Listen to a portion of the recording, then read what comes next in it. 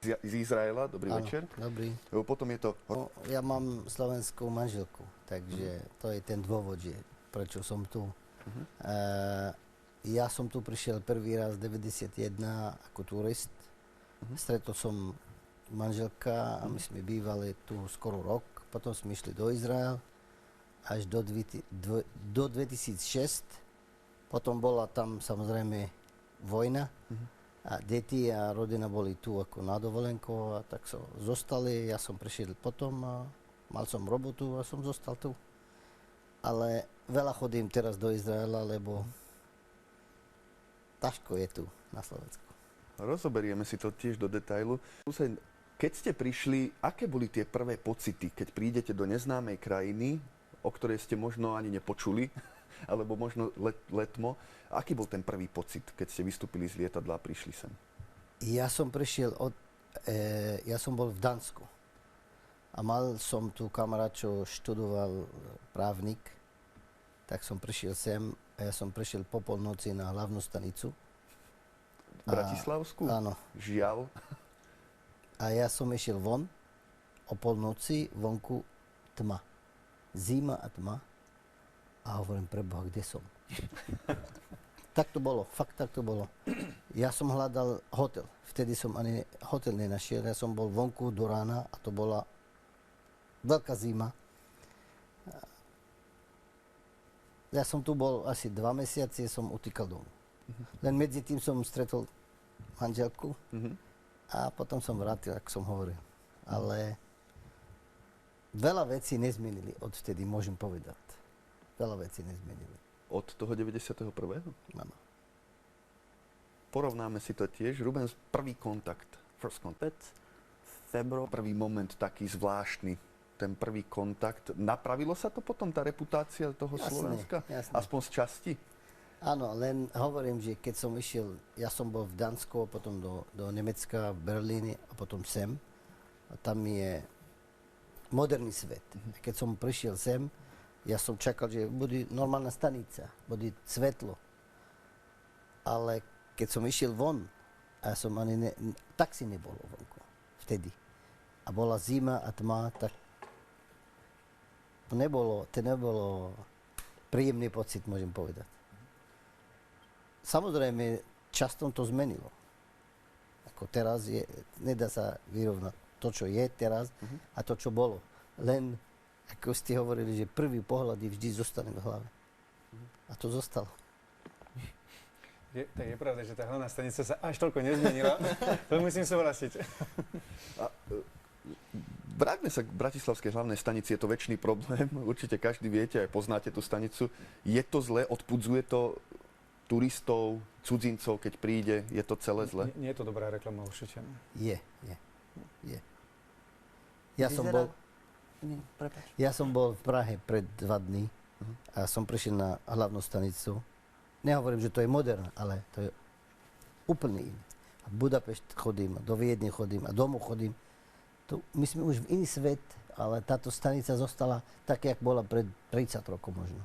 Ja nechápem prečo.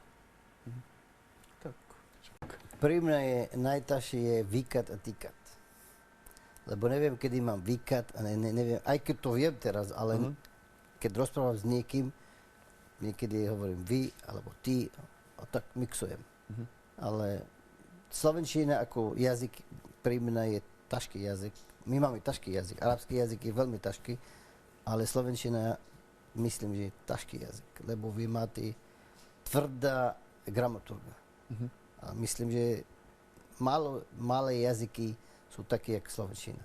Aj keď hovorím, že arabský jazyk je ťažký, ale aj váš jazyk je ťažký. Ja som naučil všetko z manželkou, deti, v roboty a tak. Ja som nechodil na kursy, ale... To je zaujímavé, že v rámci toho jazyka nie je nič podobné. Ani to písmo, výslovnosť, všetko je úplne iné. Nič.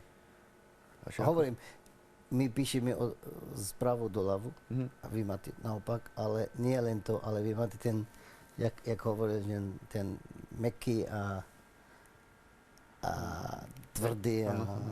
Sú také slova, že nevidím rozdiel medzi napríklad výťah a výťah. nevidím rozdiel. Alebo dáva a dáva. Fakt. A to ťažko pochopiť, lebo my to nemáme. Aj keď máme ťažký jazyk, ale toto nemáme. A keď počujem, hovorím víte, nie. Alebo ďakujem, aj ďakujem. Ťažko. Doteraz neviem to povedať. No, pekne, skúste nám niečo po arabsky povedať. Ako sa máte dnešný večer? Marhaba kif halak. Ja. To je dobrý večer. Ako sa máte? To nezopakujeme. Áno? Počujem. Dobre. Páni, poďme ďalej. Aké boli tie začiatky u nás, keď ste prišli na Slovensko, tá aklimatizácia do našej spoločnosti, do cudzej krajiny, cudzí ľudia, cudzie prostredie? Aké to bolo? Tie prvé mesiace, prvé začiatky? Najhoršie pri mňa bolo jedlo. Lebo u nás máme veľa zelenina, veľa dobré jedlo a tu málo dostať tej, môžem povedať, tej našej veci tu. A vtedy nebolo ľahko ísť do Viedne, aj keď som mal vízum, ale nemal som auto, nebolo ľahké. A keď chcem jesť, tak ja som trpel každý deň. Hlavne, že my nemôžeme jesť bravčové a tu všade je bravčové. Tak to bolo veľmi ťažko, veľmi ťažko. Ale aj zimu, samozrejme, lebo ťažko. U nás je stále teplo, aj keď je zima, ako 16 stupňov, 14, to je zima u nás. A tu zima je zima. Takže bolo veľmi ťažké. Aj doteraz.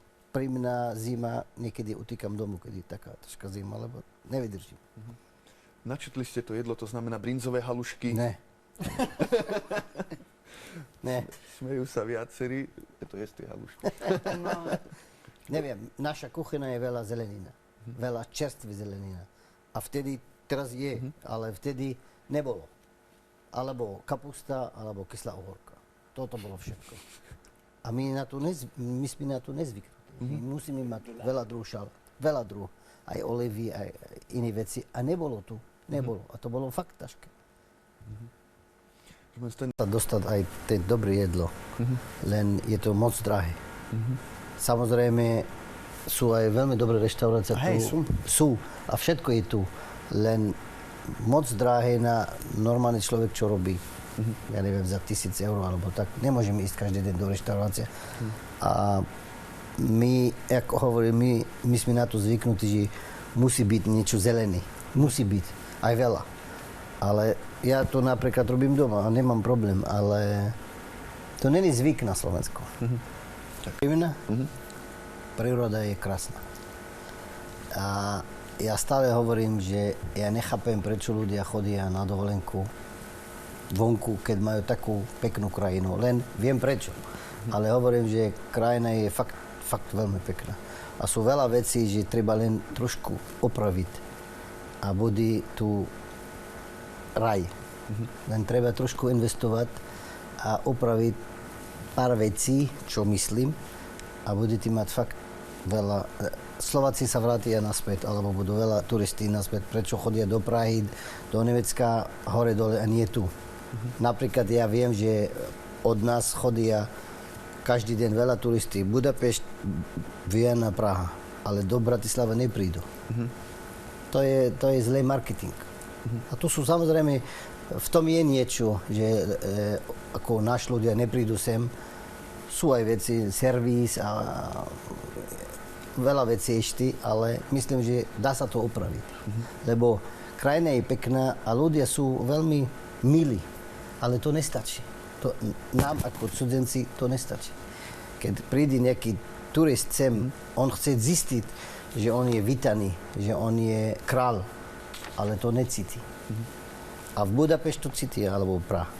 K ľuďom sa dostaneme. Ruben, ako ty vnímaš? Je to úplne pravda. Ja chodím tiež von, ako mimo Slovenska, aj tu. Ale musím povedať, že servis tu je úplne dole ako v Budapešti napríklad.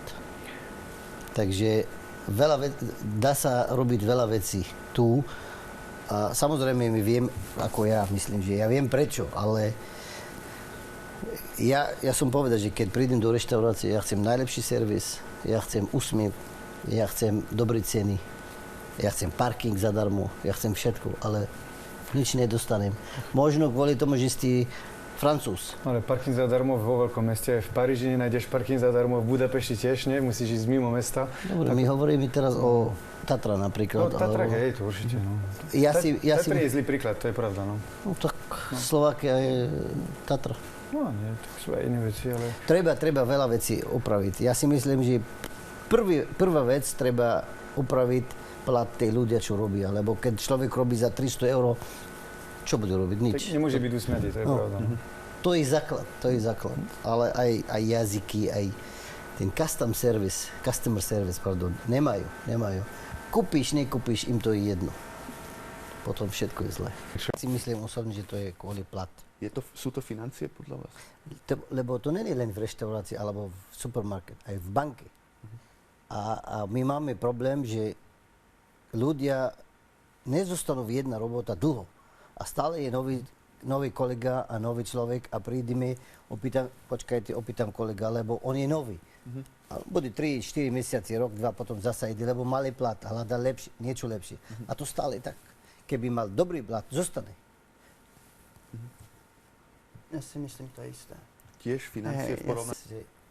Tí ľudia, čo robia tu, keď idú do Nemecka, alebo do Rakúska, alebo do Izraela, oni nerobia tam ako Slováci, ako tu. Oni sú tam, robia tak, jak majú byť, lebo majú lepší plat. A kvôli ten plat, ja tiež budem rešpektovať zákazník. Ale keď tu dostanem veľmi malý plat, na čo? Takže to, áno? Hovorím, že to není v ľuďmi, toto je kvôli ten plat. No ja chcem povedať... kultúrny, alebo takýto zvykový existuje? Ale negatívny, alebo pozitívny? Môžeme aj. No, negatívne môžem povedať, že ja som bol pozvaný s manželkou na nejaká večera a som myslel, že večera bude normálne jedlo. Tak sme prišli a boli také kúsky bagety a sír a šunka. Pozerám, kde je jedlo? Tak žena hovorila, to je jedlo. Tak to nie je jak u vás. A ja som bol v šok, že on sa nehambí pozvať niekoho doma a tam není nič. Ako pri nás to je...